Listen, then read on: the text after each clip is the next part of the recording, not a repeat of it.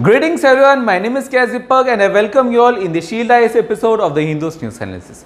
So चलिए देखते हैं कौन से articles है that we are going to explain today. So the first article is on an organization known as SCO. So यहाँ पर बात करेंगे SCO है क्या, उसके mandate क्या है, कब SCO का formation हुआ था, members कौन से and the dynamics, the contemporary world politics dynamics of this SCO. That would be in our first article. The second article is related to automobile sector. So यहाँ पर बात करेंगे ये जो automobile sector है इसका significance क्या है, क्या क्या issues है, Government of India ने क्या measures लिए हैं, all those dynamics in our second one. The third one is related to Armenia-Azerbaijan border clashes. So यहाँ पर बात करेंगे Armenia और Azerbaijan का क्या significance है, background of the conflict क्या है, as well as the point of contention between these countries. So that dynamics would be now third one. The fourth one is on the NIA, National Investigation Agency. So वहाँ पर देखेंगे NIA का mandate क्या है, किस तरीके से बनाया गया है NIA को, उसका mandate कैसे over the years broaden हुआ है, functions कौन से हैं, jurisdiction क्या है. So all those dynamics in our fourth one. And fifth one is on FSDC, that is a body related to the financial sector risk. So वहाँ पर लोग बात करेंगे FSDC का क्या mandate है, कैसे over the years वो grow क्या है, composition क्या है, उसके पीछे के जो mandate है, jurisdiction वो क्या है, क्या aspects को वो enhance करता है. So all those things in our fifth article, and as usual the sixth one is on the quiz of the day. So let's start with the first one which is on SCO. अब SCO के जो aspects हैं वो काफ़ी time से consistently newspaper में रहे हैं, कवर कर चुके हैं काफ़ी टाइम से, and that is why we have also deliberately considered it in quite details in our 30 July video, जहां पर जितने पर्सपेक्टिव्स हैं जो कि यूपीएससी के पर्सपेक्टिव से जो भी इंपॉर्टेंट है. फॉर एग्जांपल SCO क्या है, कब फॉर्म हुआ, कितने मेंबर्स हैं, कौन से मेंबर्स का क्या स्टेटस है, ऑब्जर्वर स्टेट्स कौन से हैं, कौन से नए मेंबर्स जुड़ना चाहते हैं, as well as the dynamics of SCO in the contemporary world politics, that I have discussed. Also along with that I have also discuss the organisational structure, कि स्ट्रक्चर क्या है इस ऑर्गेनाइजेशन का, कौन से काउंसिल्स है, as well as the RATS, which is a very important topic related to SCO. So all this things I have discussed in our 30 July video, so please refer to the video here. With that understanding, now let's move to our next article, that is on the automobile sector. अब automobile sector को जानने के लिए इसको basic से समझते हैं. First, the significance. What is the significance of automobile sector? The first significance is that it is related, it is intertwined with the macroeconomic growth as well as the technological advancement or development of the country. So macroeconomic growth ho ya technological development, that is related to the automobile sector of the country. That's the first issue. Second is that India is becoming the largest EV market.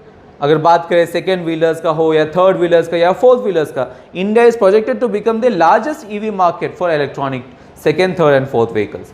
As well as, जैसे मैंने starting में कहा, it is intertwined with the macro economic growth and technological development. So इसे substantiate करने के लिए we have some data. For example, in the GDP of the country 35% is contributed by this sector, as well as total employment share की बात करें तो उसमें भी 6.73% is coming from this automobile sector. और काफ़ी सारे एस्पेक्ट्स हैं, काफ़ी सारे कंट्रीज़ हैं और काफ़ी सारे ऑर्गेनाइजेशंस जिन्होंने कहीं ना कहीं एक्सट्रापोलेट किया है, and they are expecting that India would become the third largest automobile market in the world in terms of volume by the year 2026. So that is the importance or significance of automobile sector, and इसके वजह से काफ़ी सारे issues भी हैं और government of India ने काफ़ी सारे measures भी लिए हैं. So let's start with the issues. अब हर एक सेक्टर को जब आपको समझना है, अगर आपको मल्टी डायमेंशनली हर एक स्ट्रक्चर को समझना है, then we have to bifurcate it. That is why यहाँ पर भी हम लोग समझेंगे in terms of pre COVID times and post COVID times. Pre COVID times में कौन से इश्यूज थे जो कि अभी भी हम लोग देखते आ रहे हैं, as well as COVID times में कौन से नए इश्यूज थे जो कि हम लोग पहले सफर नहीं करते थे, फेस नहीं करते थे. That all aspects also will be covering in this. So let's start with pre-COVID times. So pre-COVID times, the first one is the declining consumer demand. Demand जो है consumers का वो कहीं ना कहीं कम हो रहा है. Second is the difficulty in transition into BS6. अब BS6 क्या है? BS6 is an abbreviation of Bharat stage emission standards. So government of India ने काफ़ी सारे एमिशन स्टैंडर्ड्स बनाए हैं और उसमें जब से जो recent one is the BS6, that is the Bharat stage 6. अब काफ़ी सारे जो रिसेंट व्हीकल्स हैं जो कि मार्केट में आते हैं एज ऑफ टुडे, वो they are compatible with BS6.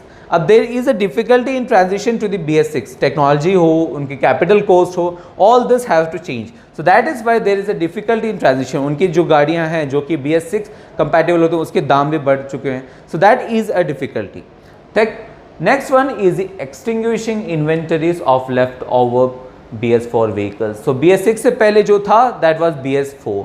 अब जो पुराने व्हीकल्स हैं उनके पास उनकी जो इन्वेंट्रीज हैं या स्पेयर पार्ट्स हैं उनकी मार्केट भी काफ़ी कहीं ना कहीं कम हो जा रही है, और इसके वजह से जो पुराने व्हीकल्स हैं उनको रिपेयर करना, मेंटेन करने की जो कॉस्ट है वो कहीं ना कहीं बढ़ रहा है। So that is another issue. And the last issue is the credit crunch. Credit crunch कहीं ना कहीं देख रहे हैं related to the NBFCs, that is the non banking financial sector, which is kind of funding the automobile sector. So that is some of the issues जो कि pre Covid time से ही हम लोग देखते आ रहे हैं। इसके साथ साथ कुछ नए इश्यूज हैं जो कि हम लोग कोविड के टाइम से या पोस्ट कोविड टाइम्स में पर्टिकुलरली देख रहे हैं। For example the first one, the challenges of dealing with completely new environment. Covid के बाद जब इकोनॉमी कहीं ना कहीं अपने डाउन पाथ पे था, एज वेल एज कंट्री में हेल्थ केयर सेक्टर जो है वो भी डाउन हिल पे था, तो काफ़ी सारी कंट्रीज में लोग देख रहे हैं there is a rising protectionism, काफ़ी सारे राइजिंग प्रोटेक्शनिज्म या अल्टरनेशनलिस्ट व्यू हैं, and that is why there is a decline in the international trade. International trade कहीं ना कहीं डिक्लाइन कर रहा है, और इस वजह से दैट इज समथिंग जो कि ऑटोमोबाइल सेक्टर को काफ़ी हार्म कॉज कर रहा है। Second issue is the decreasing purchasing power of the consumers because of the higher cost related to healthcare. Third is a disruption in manufacturing capabilities. क्यों?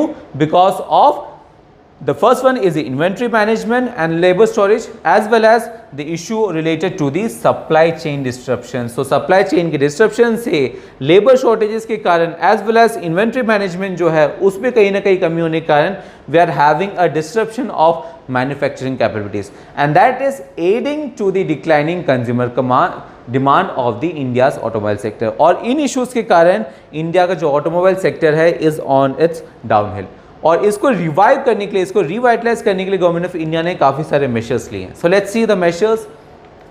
सो the first measure is that department of heavy industry has helped and set up the India's first machine tool park, जो कि revive करने के लिए, वहाँ पर inventory को manage करने के लिए। Second one is the make in India initiative, जहाँ पर हर एक सेक्टर हो, not particularly automobile sector but manufacturing हो या सर्विसेज हो या आपके डिफेंस हो, फार्मास्यूटिकल हो, हर एक इंडस्ट्री में कहीं ना कहीं जो आपके लोकल मैन्युफैक्चरर्स है उन्हें कहीं ना कहीं एम्फसाइज करने के लिए, उन्हें कहीं ना कहीं बूस्ट करने के लिए make in India is there.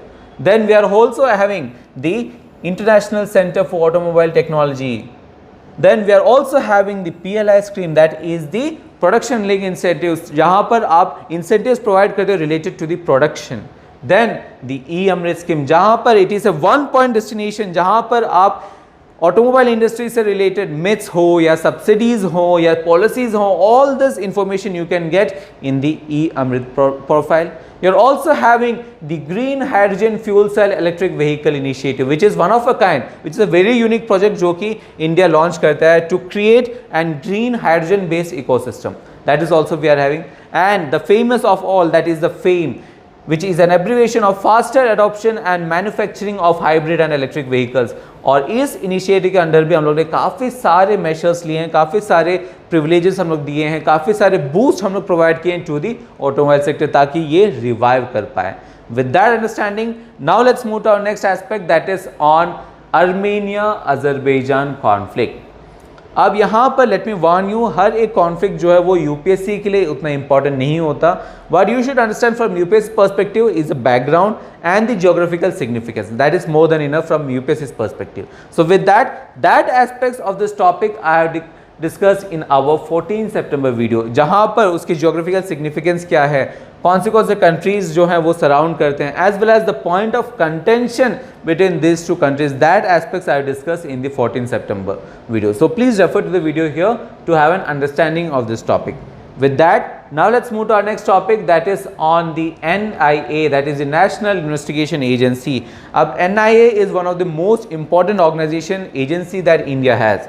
और इसकी जो mandate है that we have discussed in quite detail, in a very detailed form in our 6 September video, जहाँ पर क्यों फॉर्म हुआ था, कैसे फॉर्म हुआ था, कौन से मेंबर्स हैं, कहाँ कहाँ हैं उसके रीजनल ऑफिसर्स, हेडक्वार्टर्स कहाँ हैं, इसके स्ट्रक्चर कौन से हैं, कंपोजिशन कैसे है, मैंडेट कैसे बढ़ा है. So all this dynamics I have discussed in this 6 September video. So please refer to the video here. With that now let's move to our next aspect that is on the financial sector risk, जहां पर हम लोग बात करेंगे particularly related to the financial stability and development council, जिसका जिक्र इस article में है. So let's start with the basics of this council because it is quite important from mains के लिए काफी इंपॉर्टेंट. सो लेट्स सी ये क्या है.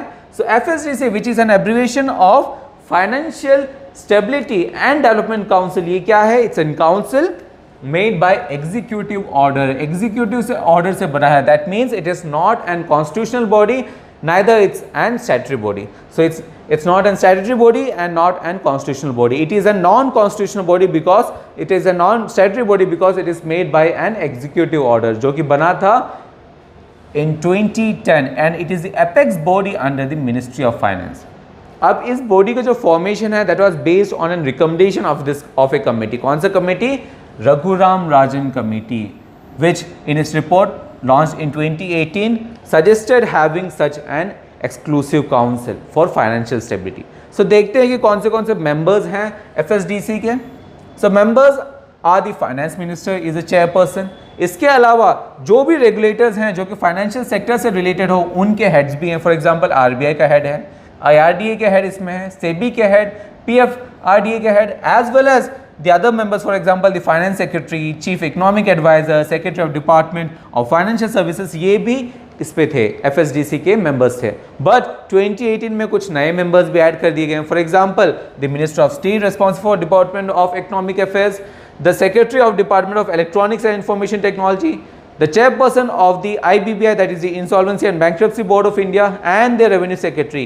इनको भी यहाँ पर कहीं ना कहीं मैनेज कर दिया गया, यहाँ पर इंक्लूड कर दिया गया. So you understand how comprehensive this organization is, how important this organization is, that is the FSDC.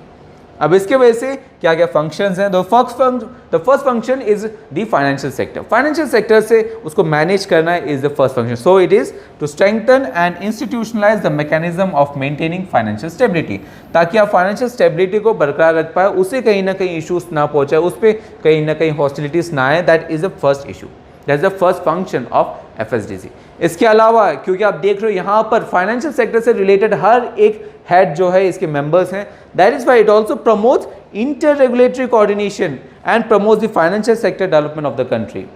Another function is to monitor the macro economy of the country. So macro economic जो policies हैं, macro economic जो steps हैं, जो changes हैं, उससे भी study करना, उस पर भी measures कहीं ना कहीं provide करना, recommend करना. That is the function of FSDC. With that, now let's see our quiz of the day. The first question is related to the gross fixed capital formation. Please try to attempt this question. Where the second one is related to the creative distractions. Now these are a very broadened topic and that is why in questions के answers along with their detailed explanations is provided in the form of PDF, जिसका जो link है वो आपको video के description में मिल जाएगा. As well as जो एनालिसिस हम लोग ने किया in the PPT, that also in the form PDF. उसका जो सॉफ्ट कॉपी है that you would get in our Telegram group. So if you having join our Telegram group please do join. और इसका जो लिंक है as usual would be provided in videos description. With that, I hope today's analysis was beneficial for you guys. We're working hard for you guys, but at the same time, work hard, study hard, but most importantly, stay safe. We're doing the same for you guys. See you tomorrow.